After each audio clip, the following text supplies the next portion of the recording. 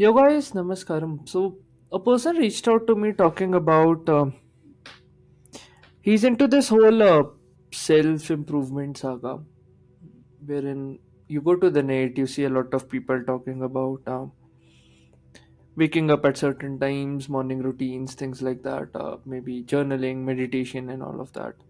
So I think long back, 2 to 3 years ago, I had made one video on some tips that had helped me. But sooner I realized that instead of enforcing an code which is from the outside world, why don't I build something that is on self acceptance rather than any person, no matter how qualified he is suggesting me.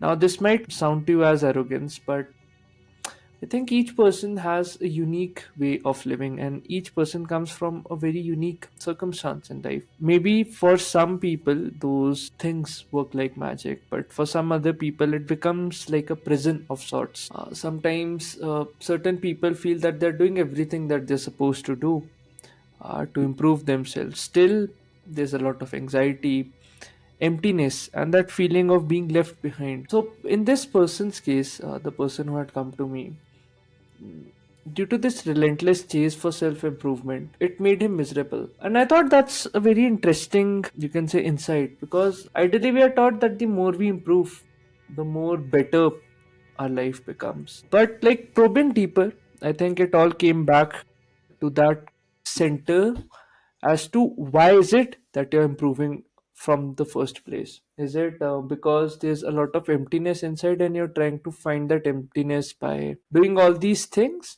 or is it more of you can say self expression that now you're functioning from the right center? So going to a little bit statistics, this industry, and I quote, the self-help self-improvement industry with all these box courses is expected to be worth around $84 billion by 2034. It's a massive machine promising a better you, but has it turned all of us into this endless cycle of cursing ourselves so that the business can keep on running? A cycle where every effort to fix yourself just reinforces this idea that you're not okay, you're like broken to begin with.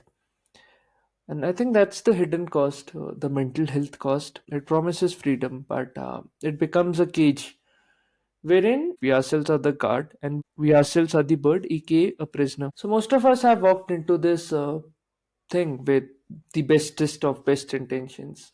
We want to be a little more disciplined, maybe confident, and if I can add the word productive in quotes.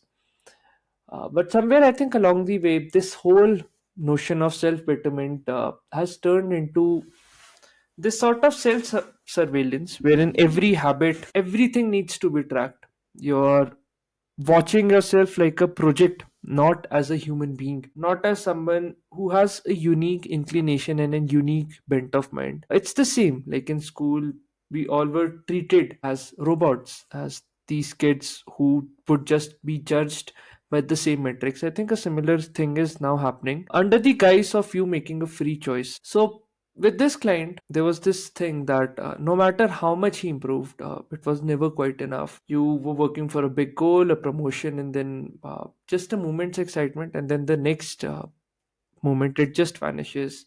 The next goal appears larger. That promotions which you were chasing, that paychecks that you were chasing, are overshadowed by the need for the next one. Maybe some people apply it in the fitness, aiming for a certain weight loss just to find new things to obsess over. Maybe their legs weight are a bit high, and like a lot of things, you get the point. Maybe certain systems that you build have entangled you even more. So in psychology there's a term called as hedonic treadmill. So it's a psychological phenomena wherein you run faster and faster, but you don't get any closer to a feeling of lasting peace because the finish line just keeps on moving ahead and ahead. I think it's similar in life that each new promotion, each new goal kind of makes the finish line ahead and ahead. So I think if we come at it from a stoic perspective, they say that this endless chase for improvement without accepting your inner being just leads to a lot of restlessness. We can say even spiritual restlessness to some extent. I think these businessmen always know that we're chasing the next upgrade. You never actually live in your own skin, being comfortable in your own skin. There's always that next thing that these companies want to test you on. If I use the term beta testing, you're just a statistic in their beta tests of sorts. So the trap is the razor thin line between I want to be better and the much more toxic belief I'm not good enough. A huge part of self improvement industry, intentionally or not, is built on this suggestion that you're not good enough. There's always another course to take, another book to read, another habit to track, another flaw to fix. And this creates a culture where personal growth becomes a competitive sport. Now, you see this very predominant in LinkedIn that every small achievement is being posted online, every transformation is tracked, and every habit, what many streaks are there, how much have you achieved, is kind of being shown as a number. Turning this inner journey of growth and bettering yourself into a public facade, public performance of sorts. A lot of people have made businesses on this, and it would still be the case because you see the target market for these type of businesses is just a young teenager who is trying to figure out his life. Maybe that person is 16 to 18-year old and they want to just find out that what is it that their life demands. The biggest danger in all of this is that change your self-worth to your output. Your value as a person becomes linked to how many likes you get, how many tasks you have completed, and how impressive your routine looks. This leaves you with this sense, that twisted sense of satisfaction where even you're working, even you're achieving things, still there's a restless feeling of guilt for doing anything you actually enjoy. Maybe rest sometimes seems to feel lazy. Some hobbies might feel unproductive unless you can, and I add the word in quotes, monetize them and turn it into a monetizable skill. Your entire life is this performance on a stage where others are kind of reacting. So I think this agitation that we all feel kind of needs to be looked at. The war between improvement and acceptance. Why does all of this makes us so miserable? The problem isn't the desire to grow. Wanting to learn, evolve, and build a better, let's say, future for yourself is a natural, healthy human pursuit. The problem is the intention behind it. When self improvement comes from a place of fear and a deep seated belief that I am not enough, that I am fundamentally broken and wrong, it's not growth. It's a form of self rejection. So Robert Greene talks about this in his book The Laws of Human Nature, wherein he states that you must integrate both your dark side and the positive side to become a unique human that you are. Because see, earlier you aren't building a better you. You're just trying to destroy the parts of yourself that you have been taught to hate. If you come from that center of fear, there's a deep war going on between you because you have been trained by the world that these are certain things that are bad, these are certain things that are good due to the cultural understanding. And for years, we just don't express ourselves as authentically as we can. So I think when you operate from this place of not enough, you fall into this trap of external validation. Your efforts are no longer for your own growth but for the approval of others. Your self worth gets outsourced to a lot of outside metrics, likes, followers, comments, maybe for some people, income, the type of revenue they are kicking in. But none of these things actually measure your peace of mind. You end up polishing a mirror, an image on a mirror so obsessively that you never even stop for a second to see your own reflection, that what is it that your inner being wants. This is where the anxiety, burnout, and that profound sense of emptiness comes from, the very things that we are trying to escape in the first place. So what's the solution? Of course, I talked about one is integrating, but the second is getting off from this treadmill, the hedonic treadmill. It if endless self improvement is the trap, does that mean we should just give up on growing? Not at all. The solution isn't to abandon the growth part of it, but just changing the intention behind it. It's about making that fundamental shift in your being from improving yourself from that place that something is bad with me to just integrating yourself, seeing that okay, these are certain things about me, and this is how strategically these things work in my favor, these things don't work in my favor. So whatever darkness is perceived in one context can be a beautiful light in another context. You just have to change the contexts.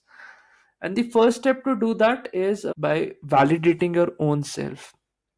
It's about accepting those uncomfortable thoughts and feelings without any judgment, and also without needing anyone from the external world to sign off on them. It's a very important skill for building emotional resilience and a stable self esteem that doesn't change. Either it goes up or goes down as per the external situations or the daily performance that you're trying to showcase to the outside world. It's about recognizing that whoever I am, whatever it is that is in me, I am perfectly comfortable with it. So I think a couple of things that you can do to practically make this into a real life habit or a real life awareness is first of all, whenever you're feeling these feelings of inadequacy, instead of responding from a primal outlook that okay, I need to fix this, I need to improve this, sit with that feeling. Why is it that I'm feeling it right now? Who is making me feel this right now? Is it due to an external trigger or my own patterns of thought? Why is this thought coming? This simple act of awareness helps you build a bridge to the inner being that you always avoid. The second thing is not going on that negative self talk that, oh, I'm so bad and this and that. Just having a very, you can say, reframing the way you talk to yourself. Instead of saying that I have to love myself more because I'm so unconfident, I'm unable to speak to girls, etc., etc., try shifting it to I'm learning to see myself and then love myself because it feels good. And right now, I don't have the skill to talk to girls confidently, but that doesn't mean that it would be the case for my entire life. Because, see, no one sees the days that you're just silently transforming within. Let's say you're not responding impulsively out of anger. These inner victories don't get likes or comments or validation from the external world, but these are truly those important moments which define what you are becoming and who you are becoming as a person. So just a simple shift in perspective can do wonders. Do let me know how is it that you would transform your own life through these simple and subtle perspective shifts, because the goal is to become a joyful, integrated and loving human, but not at the cost of discarding everything that is negative in us. If you see the great giants, Steve Jobs and anyone for that matter, people who have achieved remarkable success, they have integrated their dark side within them, and then they kind of went on this journey of self expression, not from a place of inadequacy, but by first accepting themselves and then giving themselves the permission to speak and grow authentically as they are.